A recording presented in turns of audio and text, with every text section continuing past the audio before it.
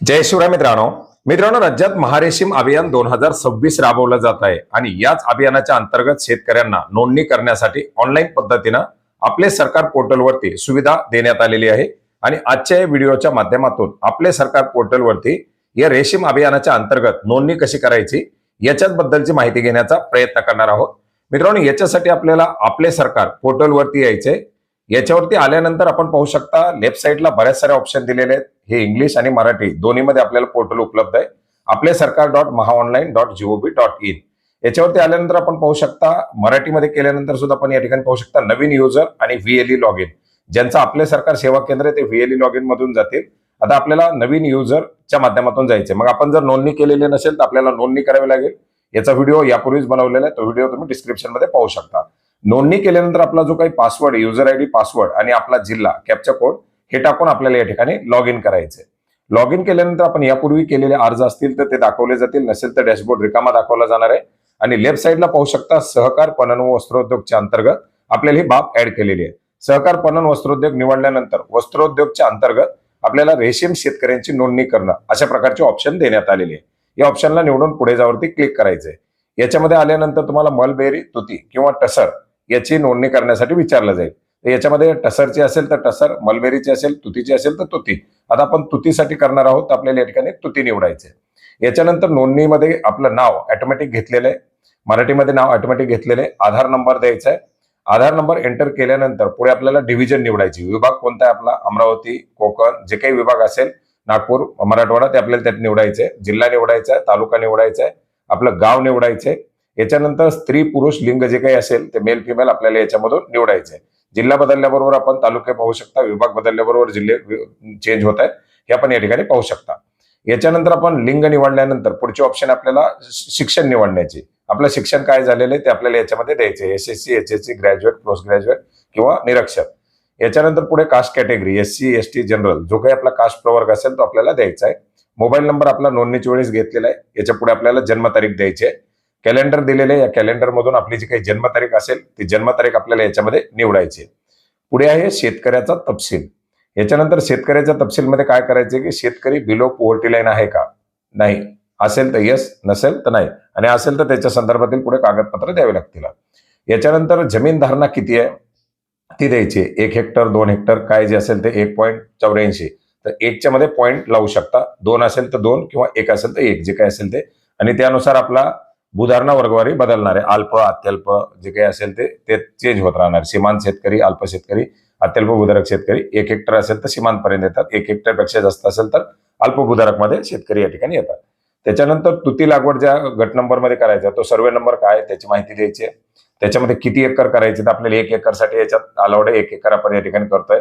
त्याच्यानंतर आपल्याकडे काय विहीर, बोर, तलाव, कॅनॉल जे काही असेल ते आपल्याला याच्यात द्यायचे। आणि पाणी 12माही, 8माही, 6माही का हंगामी जसं आहे ते खाली आपल्याला याच्यामध्ये निवडायचे।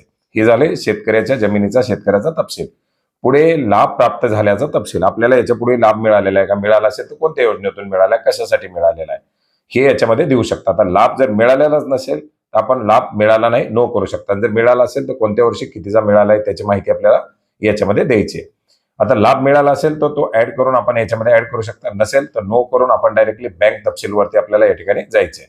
बँक तपशीलमध्ये आपण पाहू शकता आपल्याला विचारलंय बँकेचं नाव, बँकेचं नाव द्यायचंय, बँकेच्या शाखेचं नाव द्यायचंय। IFSC कोड जो असेल माहित असेल तर तो IFSC कोड द्यायचा आहे। IFSC कोड बरेच सारे बदललेले असतात, IFSC कोड कन्फर्म करून या ठिकाणी IFSC कोड एंटर करा। आता बँकेचं नाव महाराष्ट्र ग्रामीण बँक असेल तुमची किंवा बँक ऑफ महाराष्ट्र असेल, SBI असेल, जी काही बँक आधार संलग्न आहे ती DBTची बँकेचे याच्यामध्ये डिटेल द्यायचे, अकाउंट नंबर द्यायचे। याच्यानंतर एक शपथपत्र आहे खाली की मी सर्व माहिती भरलेली जी काय ती बरी आहे, कुठली माहिती लपवून ठेवली नाही। आय ऍग्री वरती करून सेव्ह डिटेल वरती क्लिक करायचंय।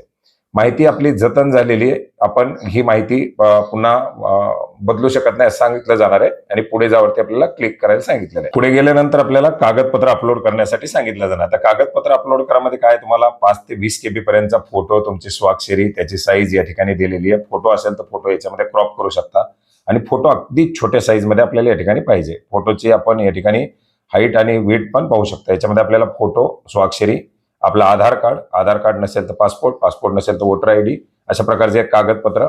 याच्यानंतर खाली आपल्याला डॉक्युमेंटमध्ये परत एकदा घराचा जे काही रहिवासीचा पुरावा असेल तो, त्याच्यानंतर जमिनीच्या संदर्भातील बँकेचं पासबुक, 7/12, आपलं जिथं आपली शेती आहे त्याचा एक फोटो, आणि ज्या ठिकाणी आपण रेअरिंग शेड आहे त्या शेडच्या जागेचा एक फोटो आपल्याला याच्यामध्ये घ्यायचा आहे. अशी कागदपत्र याच्यामध्ये अपलोड करायचे आहेत.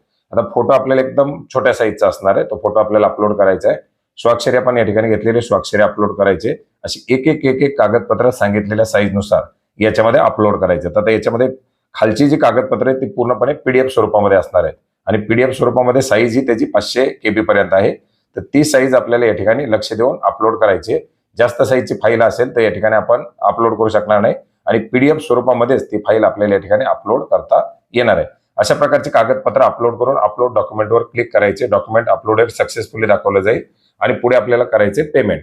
अर्ज जर नाकारण्यात आला तर हे पेमेंट आपल्याला परत मिळणार नाही, अशा प्रकारची ऑप्शन दिलेली आहे. 500 रुपयाचं पेमेंट, याच्यामध्ये बाकीचे जीएसटी वगैरे जे चार्जेस आहेत ते मिळून 559 रुपये आपल्याला या ठिकाणी भरायचे आहेत.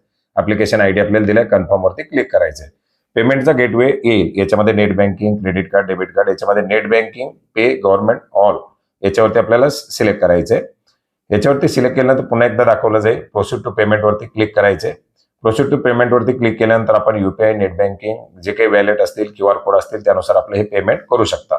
QR कोडच्या माध्यमातून सुद्धा आपल्याला हे पेमेंट करता येणार आहे. पेमेंट झाल्यानंतर पेमेंट सक्सेसफुली झालं असं दाखवलं जाईल, आणि जरी फेल झालं तरी परत आपण पेमेंट करू शकतो. आता याच लॉग इन मध्ये होमवरती आल्यानंतर आपल्याला टेक्सटाईलच्या अंतर्गत, आपण टेक्सटाईलच्या अंतर्गत निवडलेले, टेक्सटाईलच्या अंतर्गत सर्व्हिसमध्ये फार्मर रजिस्ट्रेशन वरती क्लिक करायचं, आणि आपला ऍप्लिकेशन आयडी जो आहे तो ऍप्लिकेशन आयडी टाकून सर्च करायचे. सर्च केल्यानंतर आपल्या ऍप्लिकेशनचा फॉर्मची प्रिंट काढायची असेल काढू शकता. पेमेंट झालेलं नसेल तर पेमेंट ही या ठिकाणी करू शकता. पेमेंट झालेलं असेल तर आपल्याला डायरेक्टली डाउनलोड फॉर्मची ऑप्शन दिली जाणार आहे, ज्याच्या माध्यमातून आपण हा आपला फॉर्म डाउनलोड करू शकता, त्याची प्रिंट काढू शकता. जो आपल्याला पाहायचा असेल तर तो फॉर्म आपल्याला या ठिकाणी पाहता येणार आहे. तर मित्रांनो, अशा प्रकारे महारेशीम 2026 करता आपले सरकार पोर्टलच्या माध्यमातून आपण हे ऑनलाईन पद्धतीनं नोंदणी करू शकता, आणि याच्याच बद्दलची माहिती आजच्या व्हिडिओच्या माध्यमातून घेण्याचा प्रयत्न केलेला आहे. याच्या व्यतिरिक्त काही प्रश्न असतील तर नक्की कमेंट करा. भेटूयात नवीन माहितीसह, नवीन अपडेटसह. धन्यवाद.